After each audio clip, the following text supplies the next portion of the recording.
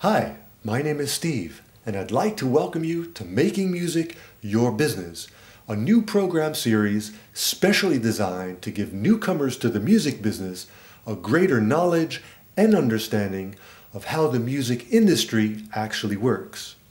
During these programs, we'll focus on defining and explaining the psychosocial aspects of being a professional musician. In other words, we'll talk about how to mentally prepare for your musical career.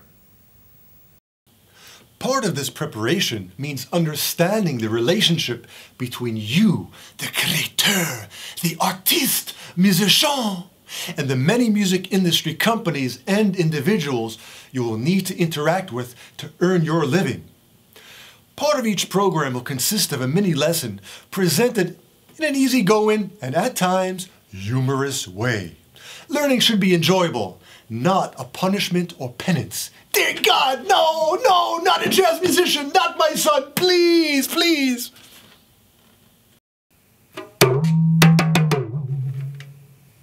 In addition to these mini lessons, we'll get first-hand professional tips, advice, and information from speaking with record companies, music publishers, production companies, and well-established musical artists. Traditionally, in a Swedish secondary school system, speaking openly about making money from your musical talents has been considered taboo and treated like something that should be kept shh, hush, hush. Therefore, most music high schools keep their students in the dark when it comes to this important issue. Why is music business education so important? The fact is, in Sweden alone, hundreds of thousands of teenagers and youths in their early 20s are receiving some type of musical education. And this takes place at municipal music schools, high schools, Swedish folkhögskolor, night courses, recreation centers, and other educational institutions.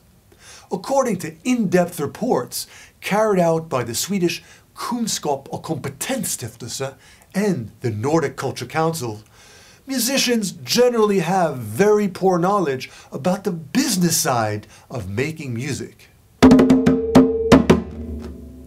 As a result, after dedicating lots of time, effort, and resources into the musical side of their careers, many musicians find themselves ill-prepared for the challenging business side of the careers. I spoke with around 75 headmasters and music department chairpersons at high schools in Sweden, Denmark, and Norway. All of these schools specialize in music education. Unfortunately, not one school, I repeat, not one school, offered any qualified music business lessons. When asked why not, these are some of the typical replies I received from the schools. We don't think it's necessary. It's not our responsibility. We like the idea, but we prioritize other subjects. Hey, what planet are they living on? That means that our Making Music Your Business series can function as a well-needed complement to the Swedish and Scandinavian music education system.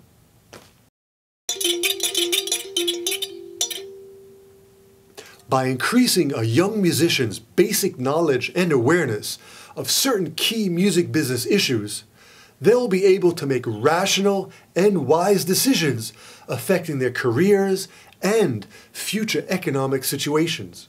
Regardless if someone is into rock, pop, singer-songwriter, classical, schlager, country, world music, Swedish folk music, they will find some useful information from our programs.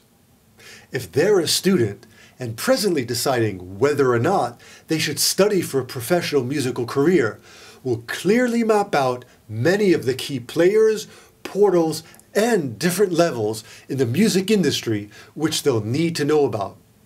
At the same time, we'll explain what producers, arrangers, and other key players will expect of them once they've decided to become a music professional.